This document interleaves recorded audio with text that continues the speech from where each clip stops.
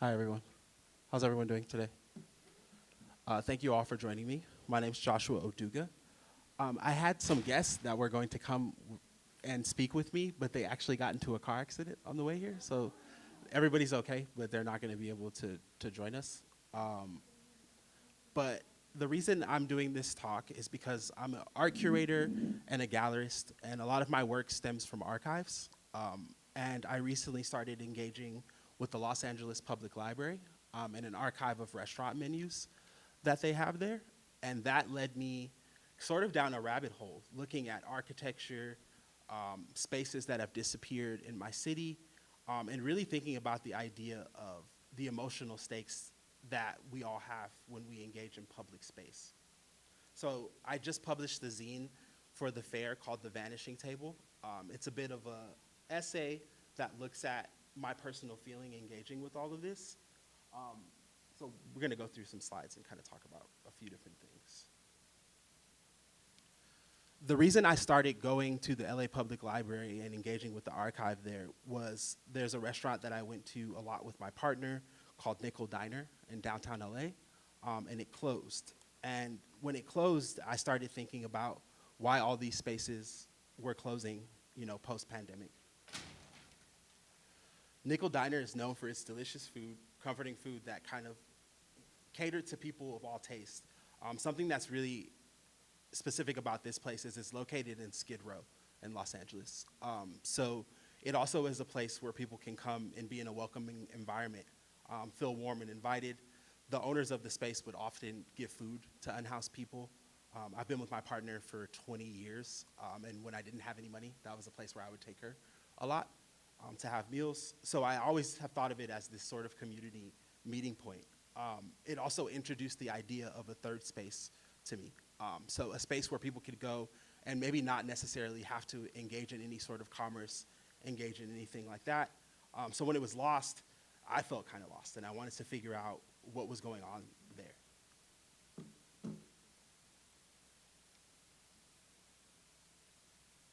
In order to understand this idea of third places, I turned to sociology. I looked at the idea of the third place as a place where kind of like passive interactions could happen. I think as an artist and a person who runs a gallery, this is something that I was thinking about a lot. 90% of the people who come into the gallery, they just come to engage with the art. They don't necessarily want to buy anything, and we really enjoy that in that space. These spaces, I think, they play a crucial role in community infrastructure, and they serve as a hub for social interaction and social engagement. I'm also a musician, so I think of like clubs and spaces of that nature in a similar way.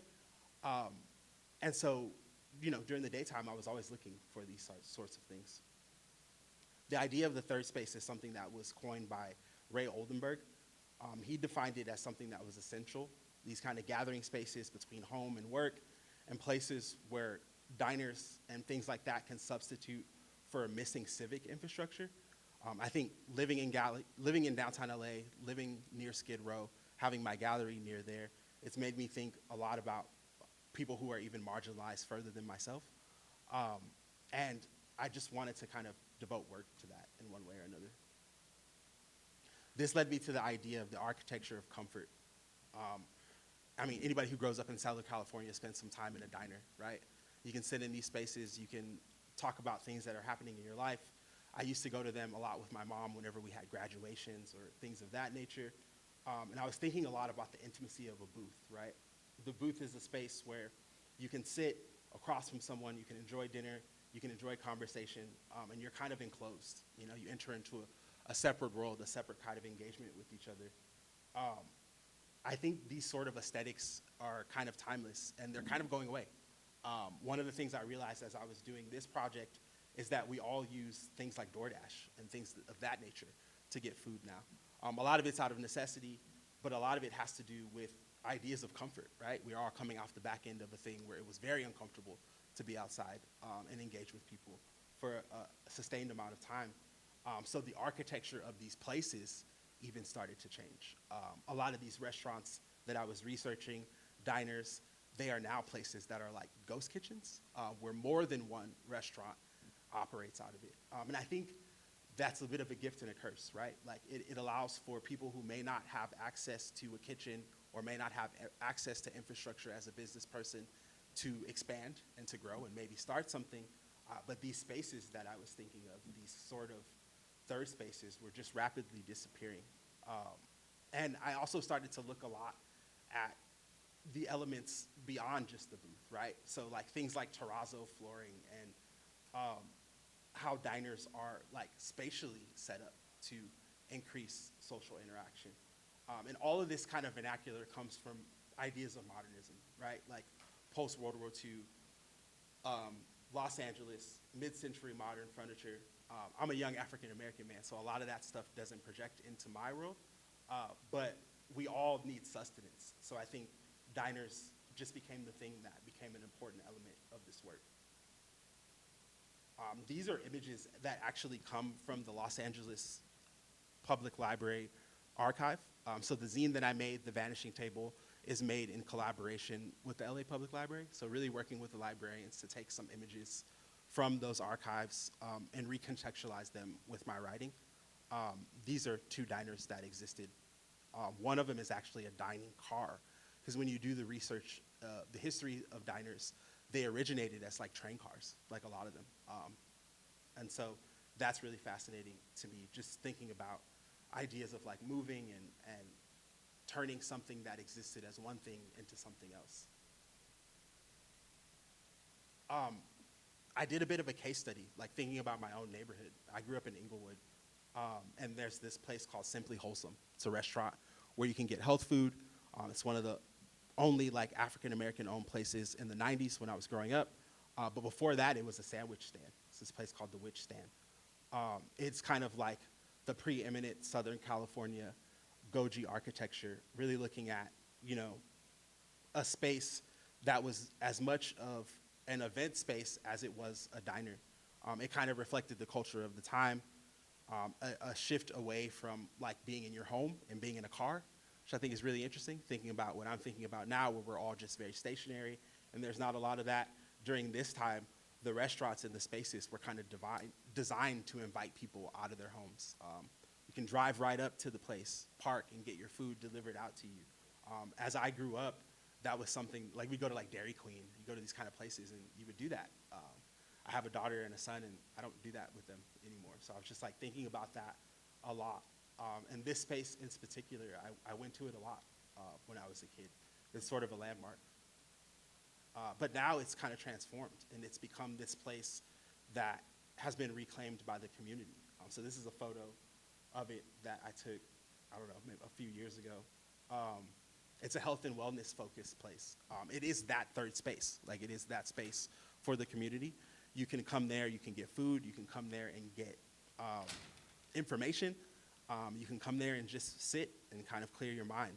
It's become a community pillar, and I think it's important to talk about it because I feel it's at the center of a sort of transformation of dining spaces.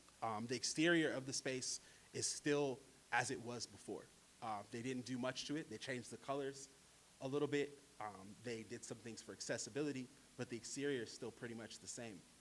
And I think that reflects the value of the need for those old community styles of engagement. These are spaces that used to exist as some of those diners that I talked about, but they're now those ghost kitchens that I mentioned. And it's a complicated thing because a restaurant can only employ a finite amount of people, right? But a space like this can do that in an exponential rate. So I put it here just as a way to kind of reconcile all the things I've talked about and to maybe have some pause to think about where things could potentially go.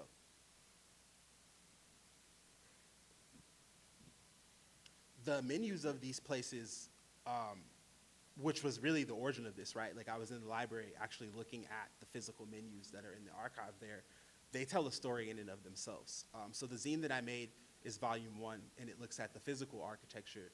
The volume 2 zine, which I'm working on currently, looks at the design architecture of these spaces, how they marketed towards people, even the colors and how things were printed all reflect the era that they live in, but also this idea of kind of sustenance and community, which is important to all the work that I do.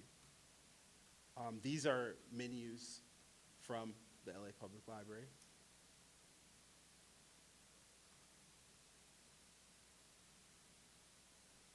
And this is more of Simply Wholesome. I mean, I kind of grew up in this space, and I wanted to show that even though, like, you know, those tables can disappear in some spaces, they still exist and they're still thriving.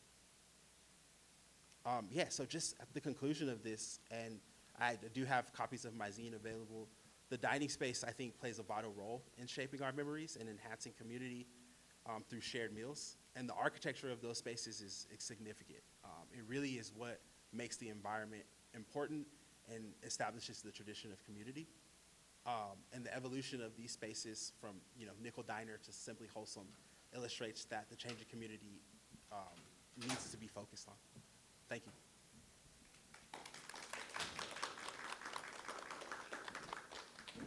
Do we have questions, comments?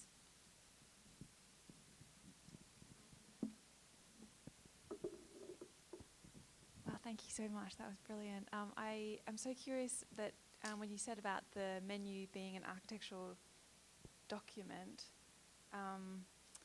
could you just like talk a little bit more about that? Yeah, so I think the first thing that I noticed, especially looking at menus, and I've looked at hundreds of them at this point, in Southern California, is often a lot of them reflect the physical space that they reside in as a way to kind of ground themselves in community, right? So I think we've all seen an advertisement for a place like Denny's, right? And the sign of Denny's is what you see when you come to the place, right? So I think what I started to notice as I put all of these menus out, especially across culture, is that people were doing that as a way to really signal themselves as a part of community, right?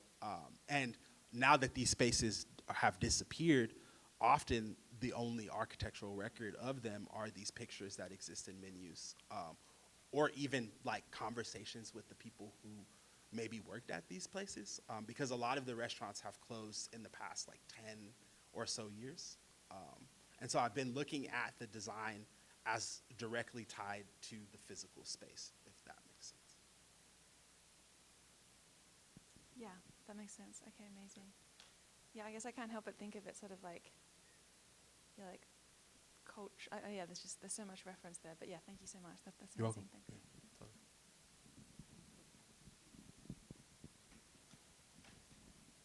Any other questions or comments?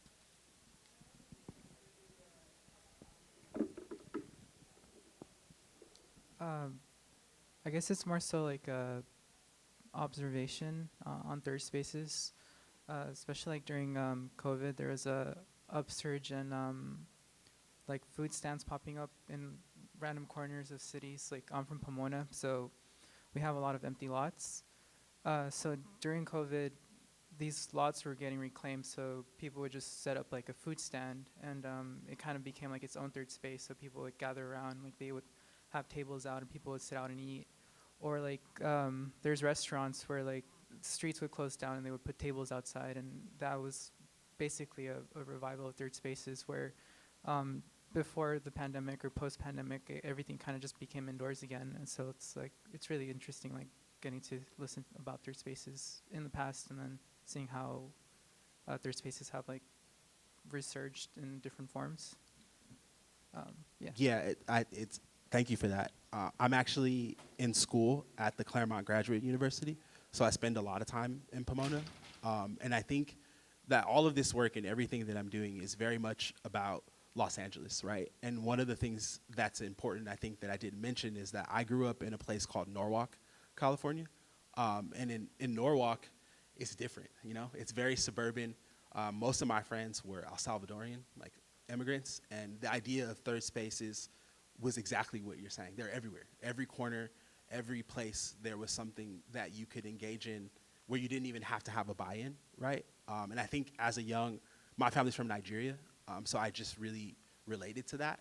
And I think as I got older, what I started to realize is that it has to be a little bit community-driven, like you're saying, right? I'm a business owner too. Like I own an art gallery, and I help a lot of artists do what they need to do to get their work shown.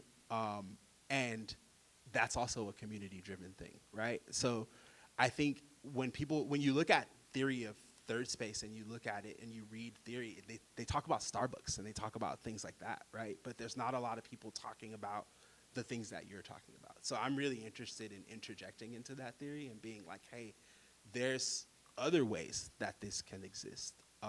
And maybe even thinking about my business and my gallery as a place where that could happen. So now, I used to have a gallery in my home because of all of this that I'm talking about. I started it there in that location. Now it is adjacent to Skid Row, and it's in a location where it's open. Like, people can come in there, they can stay in there and just be and exist. And I feel that that's really important. And it's something to continue to navigate through. And being in a place like Claremont and spending my time in between two places has really helped with that, because it feels like a different world there. It feels like something could happen that way. There's a lot happening in Los Angeles, I think, tied directly to the mayor. I'll just be frank about it. That makes it really hard for those things to happen. But I'm glad that there's people that recognize that even just a short drive away, there's something like that, because it's really important. Yeah. I just moved back to LA just recently, and I'm finding out that the Nickel Diner closed, which was one of my favorite diners. It was so just wonderful. Do you know if anybody's working to, like, what happened? Is it being preserved? Is it, what's next for so the Nickel Diner? It's actually still, I love it. It's actually still there. It's still preserved. Oh, good. For a while, it was a place. So that the specific area where it is like very much affected by the unhoused community. Mm-hmm. There's a lot of places where people go there to get public assistance and public service, like literally right next door to it. So for a while, the space was being used for that. Mm-hmm. I think now it's just like on the market, Sitting there. which is something that I have looked into. Like, I personally looked into it. I'm a cook, and I worked in a restaurant for a very long time, and so a lot of that relates to this, and I would love to open a restaurant, but it's financially impossible, I will say, given the location that it's in, and it would have to be a chain to come in there and to make it It's just sustainable. such a beautiful space, It is and a I beautiful hope space. that's what I loved about it, the history, and so much of LA, the history just flips and something new, and there's nothing preserved here, I feel like. Yeah, And my I'm gallery really now sad. is a walking distance away from it, and you have to go like walk to buy like ice and stuff for an art opening. So I always walk by there, and I always look in the window, and it looks exactly like it looked the last time I went in there, which is fascinating and also very sad. Yeah, I would say. it's Yeah. good to hear that no one's gone in and changed it Yeah. yet, but I Yeah. hope someone buys it and I hope and so as well. preserves I it. really do. I Anyway. really do hope Okay, I was just curious. Thank you. so. You're welcome. Hi.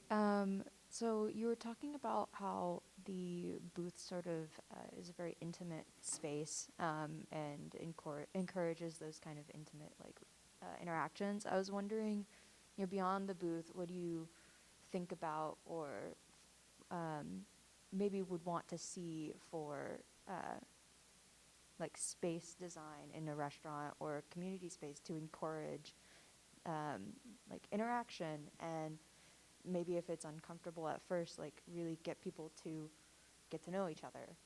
Yeah, that's a really amazing question. I've thought about that a lot, and I've thought about it in terms of the way that I think about designing an exhibition when I work with an artist. And a lot of that has to do with contextualizing their world for every single person that can walk through the door, right? So I think, to answer your question, one of the things I would think about first is when you cross the threshold into a place, oftentimes it's for a reason. You're going to a place or you have a goal in mind. And I think food doesn't need to be that way. A lot of people don't have access to it. So I've thought of a restaurant or forms of it that are just like a window where you can come up and get things. And then the third space is an outdoor space, right? And so I think walls and doors and these sort of boundaries close out things for people. And this comes from observation, right? I used to work at Starbucks, and I used to work at co-working spaces. And I much preferred working at Starbucks because everybody can come in there. There's no boundaries, there's no barriers and things of that nature. So I think in terms of actual design, I've looked at plein air spaces, and I spent a lot of time in Berlin, and they have places there that are outdoors where you can just get food and it's brought to you and it's served to you that way. I really like Grand Central Market in LA for that reason. There's an outdoor area there. So I've thought about these sort of things, right? The gallery that we have now, we have a really big door that opens, and it opens up really big, and we open it up, and so it's almost like it's a hybrid indoor-outdoor space. So I think for me, boundaries and barriers and like thresholds would be the main thing besides when a person sits down to eat, that would change the design of the space. I hope that answers your question. No, that's a really interesting insight. Yeah, thank you so much. You're welcome. I'm not sure if you mentioned this, but what's the name of your gallery? My gallery is called Central Server Works. Got We it. have a booth with books just right down there if you guys want to come down and buy some books. But Nice. Oh, Hi. Thank you so much for the talk. I've really enjoyed it. thank you. So with the turn towards QR codes, how are menus, being preserved, and is there any recognition, do you think, among restaurant owners of the menus as artifacts? Yeah, that's a really great question. So just in the past 2 weeks, I've started to reach out to some restaurant owners, primarily because a restaurant where I took my wife when we got married, it closed. It's this place called Here's Looking at You in LA. And so I reached out to the owner there, and that's a restaurant where the menu changes very frequently, right? So I reached out to her and I said, do you have copies of that physical menu from the whole time that you guys have been in business? And she said, yeah, I do. And I was like, well, can I have them? I would just like to have some for myself. And I also was like, do you know that you can donate them to the library? And I haven't gotten a reply back yet. She's probably busy. I think the restaurant closes like today, or something's closing like sometime soon.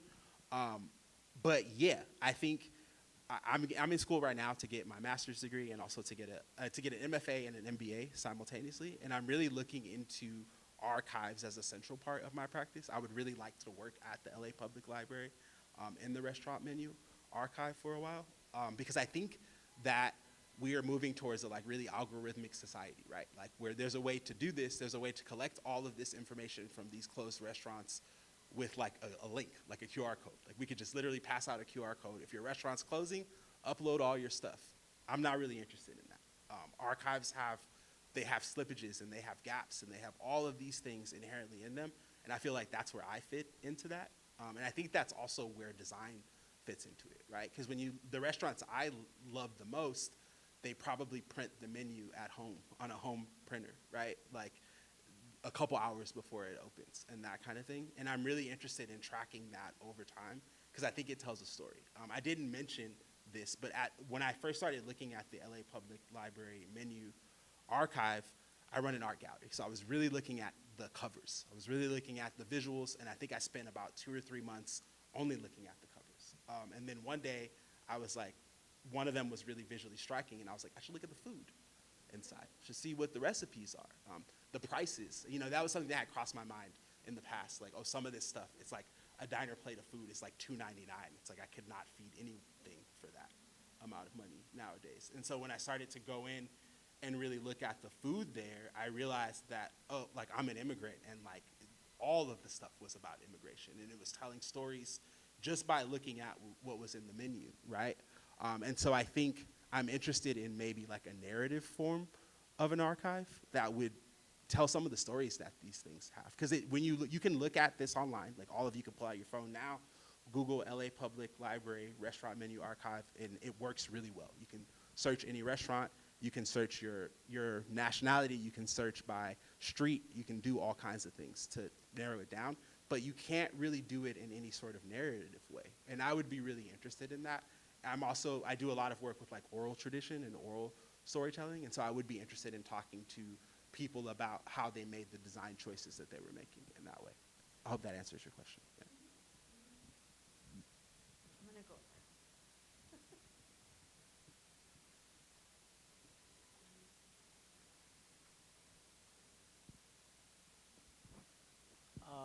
Hi.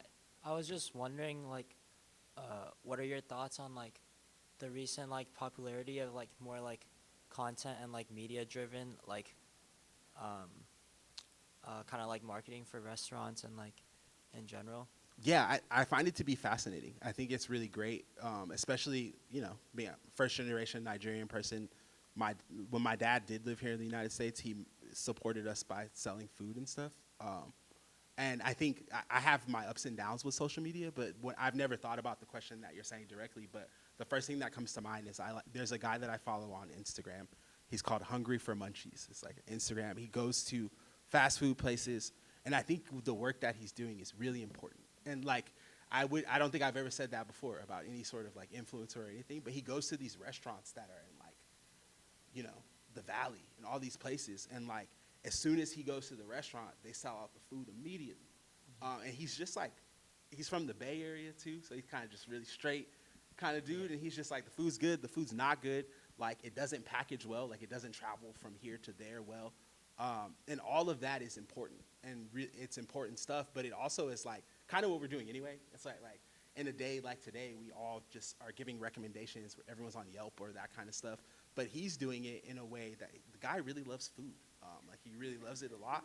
And I don't think that's a bad thing. I think that you have to have that. Like I grew up on like Anthony Bourdain, right? Like, and I actually did not agree with everything that he would say all the time. I was like, oh, I wouldn't think that if I ate that. That's not my experience, right? And I feel that that's very important. That's what happens in restaurants, right? Like that's what happens when you sit down at a place. When I was a waiter for a long time, I worked in a Vietnamese restaurant, and I was a horrible waiter. That's horrible. I didn't understand what the food was about. It's hot soup, and I was like spilling it and stuff. But I think what worked is that people came there like on Saturday, Sunday, that had a hard week, and I just like to talk and stuff. So it's like really good at that part of it. And I think what I learned is that in those kind of spaces with that kind of food, which is very similar to the way food is cooked in my country, it's more about that. It's more about the story. It's more about how people are connected with each other. And I think that's a good thing with social media today, right? Like you can get to someone's story in an authentic way. I think we all have our like kind of radar too, if someone's BSing, right? It's really hard to BS when it comes to food, I find. Like if it's it's gonna come on your face. Yeah. If it's gross, you're gonna know. So yeah, I find that to be a good thing. I wish that there was more of that stuff that has to do with like some of the stuff I'm talking about, like the actual spatial design of a restaurant or something. I've looked for that. Like I've looked around. I'm really bad at social media, otherwise I would do it myself, because I'm like always in these restaurants now looking at the tables and how the stuff is like bolted down into the floor, like all of that. But yeah. Yeah, I think like especially recent, like there's a lot of like coffee shops that are done very like simply, I think, but like architecturally, but it like creates that like third space you're talking about. Yeah, totally. I think coffee shops do that really well because they have a small amount of like items to sell. Like they just have coffee, right? Like, and so espresso machine takes up X amount of space, and then you gotta have people, if you can get people in there, they'll buy 2-3 cups of coffee, they'll do that. The area of LA that I live in, I live like basically in the middle of a Hasidic Jewish community, and there's lots of like bakeries and stuff. And what I noticed is those places are like the same vibe as a coffee shop, just like the energy's just ramped up, like it's like a different, higher energy, but it's in there, it's like some dude's doing work, he's like doing accounting or something. So I think it really doesn't matter about the architecture so much, it's like a mindset, right? Like the vibe of the place, the lighting, all of that, because you're right, it could, like the most popular coffee shops in LA, it's like you go in there and the seating is like a concrete rock that you have to sit on, like where do you plug in anything? And it's packed, I guess I'm in that mood sometimes, like not all the time. So.